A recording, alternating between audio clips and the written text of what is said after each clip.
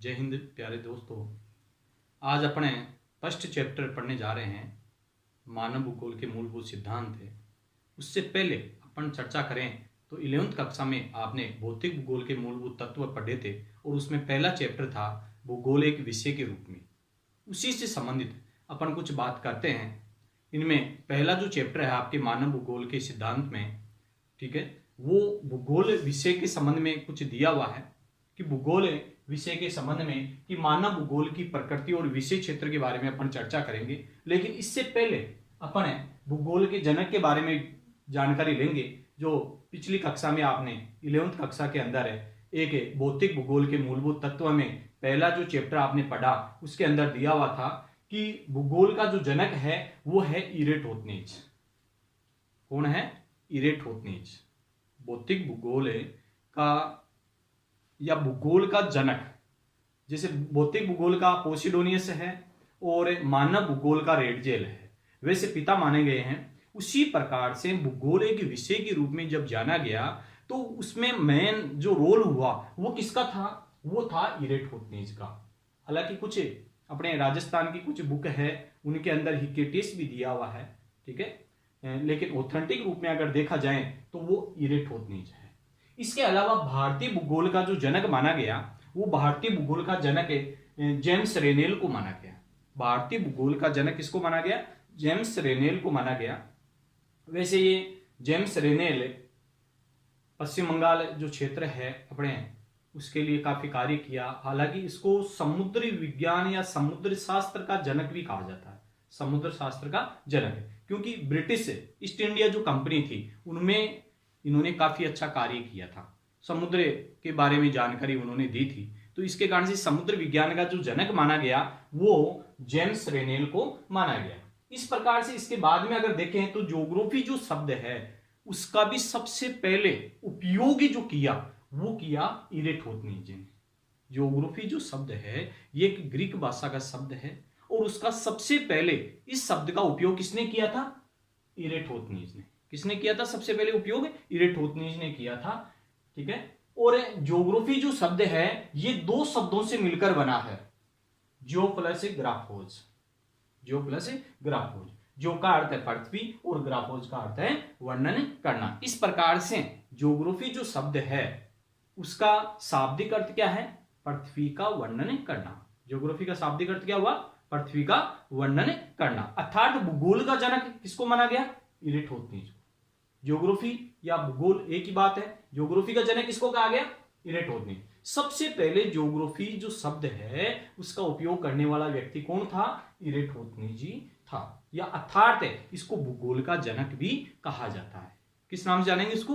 भूगोल के जनक के रूप में इसको जाना जाता है। जबकि भारतीय जो भूगोल का जनक है वो कौन है? जेम्स रेनेल। किसको माना गया है? जेम्स रेनेल। लेकिन एक बात है इसमें, जैसे ज्योग्राफी है ये दो शब्दों से मिलकर बना है, ज्यो प्लस ग्राफोज, जिनमें पृथ्वी और वर्णन करना, अर्थात पृथ्वी का वर्णन करना। लेकिन इसका उद्देश्य क्या है?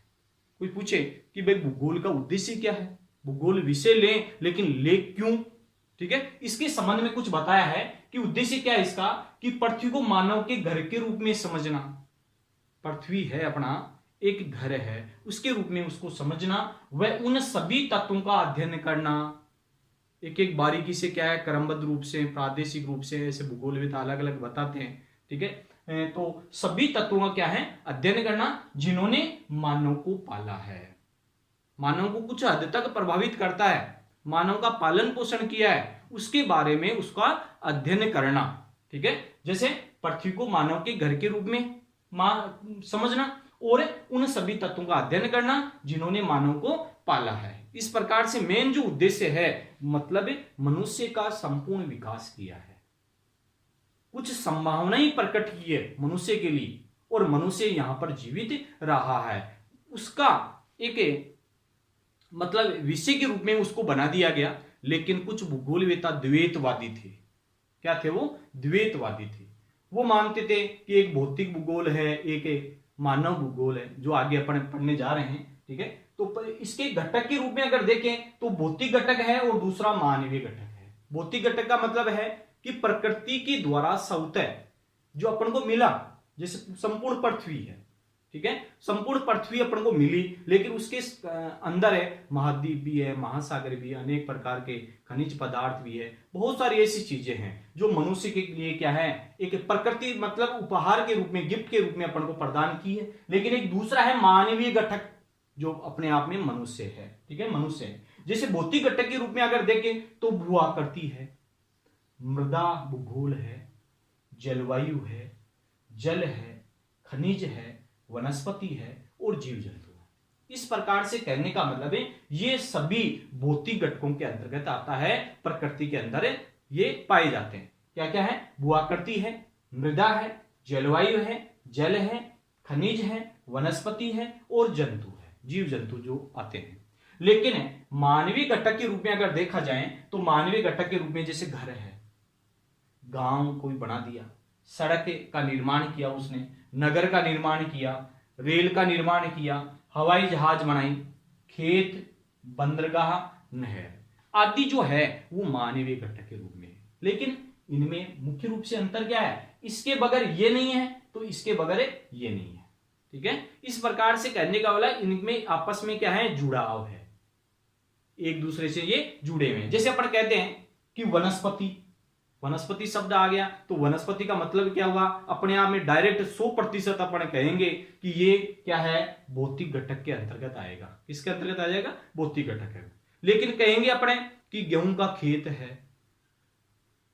ठीक है, चावल का खेत है, गन्ने का खेत है, तो मनुष्य ने क्या है, उसका निर्माण किया है, उत्पादन बढ़ाया है। इसका मतलब क्या है, वो किसके अंदर आएगा, मानवीय घटक के रूप में आ जाएगा।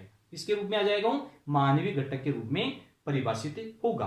इसी प्रकार से जैसे मान लो मृदा है,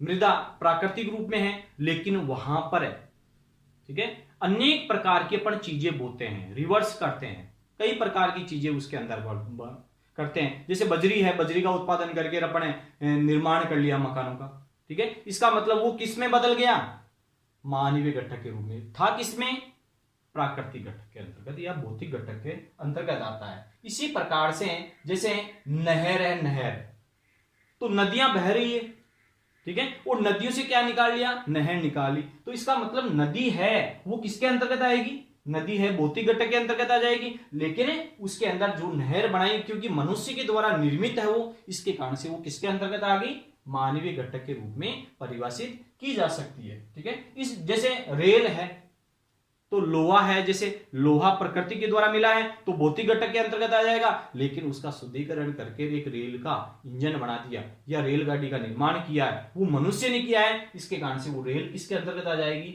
मानवीय घटक के रूप में। जैसे पेड़ पौधे हैं, और पेड़ पौधे क्या है, प्राकृतिक घटक है, सब वनस्पति किसके अंतर्गत आ जाएगी, भौतिक घटक के अंतर्गत। लेकिन उससे क्या है, फर्नीचर बना लिया अपन ने, इसका मतलब वो किसके अंतर्गत आएगा, क्योंकि मनुष्य ने उसका निर्माण किया है तो वो मानवीय घटक के रूप में परिभाषित किया जाता है। किसके अंतर्गत परिभाषित करेंगे, मानवीय घटक के रूप में उसको परिभाषित किया जाएगा।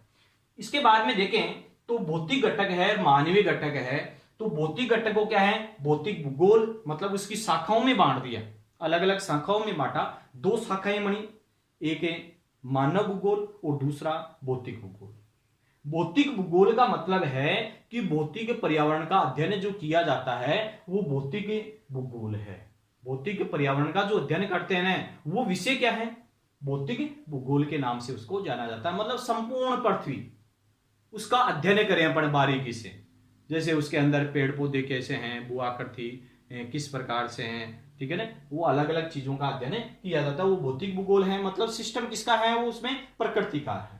लेकिन मानवीय भूगोल के अंदर क्या है कि भौतिक पर्यावरण के साथ मानवीय गतिविधियों का क्षेत्रीय अध्ययन, भौतिक पर्यावरण के साथ में मानवीय जो गतिविधियां हैं उसका क्या है, क्षेत्रीय अध्ययन करना क्या कहलाएगा, मानव भूगोल के नाम से उसको जाना जाएगा। किस नाम जानेंगे उसको, मानव भूगोल के अंतर्गत जाना जाएगा।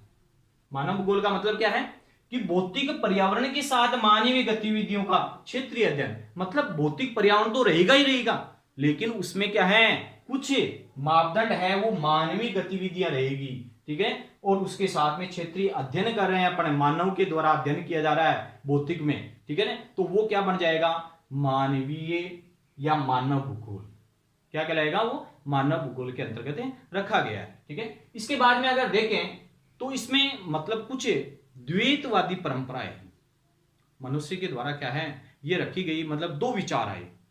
कोई कहता है भौतिक भूगोल, कोई कहता है मानव भूगोल, जबकि उनको अलग अलग माना गया है कि भाई ये भौतिक विषय है, ये मानव भूगोल का है, जबकि एक परखता इसके अंदर दिखाई देती है। वो कैसे दिखाई देगी, जैसे भौतिक घटक है उसके बगैर मानवीय घटक जीवित नहीं रह सकता, और मानवीय घटक है उसके बगैर भौतिक घटक जीवित नहीं रह सकता, अर्थात उनमें आपस में जुड़ाव है, तब जाकर के पृथ्वी का वर्णन किया जाता है। इसके अंदर सृष्टि जो चल रही है वो इस प्रकार से है, जैसे पेड़ पौधा है ऑक्सीजन प्रदान करता है, लेकिन मनुष्य के द्वारा कार्बन डाइऑक्साइड का निर्माण किया जाता है। ठीक है, तो एक दूसरे से मतलब ये कड़ियां जुड़ी हुई रहती है। वो जैसे जीव जंतु है, जीव जंतु किसके अंदर आएंगे, सभी किसके अंदर आ जाएंगे, भौतिक घटक के अंतर्गत आ जाएंगे।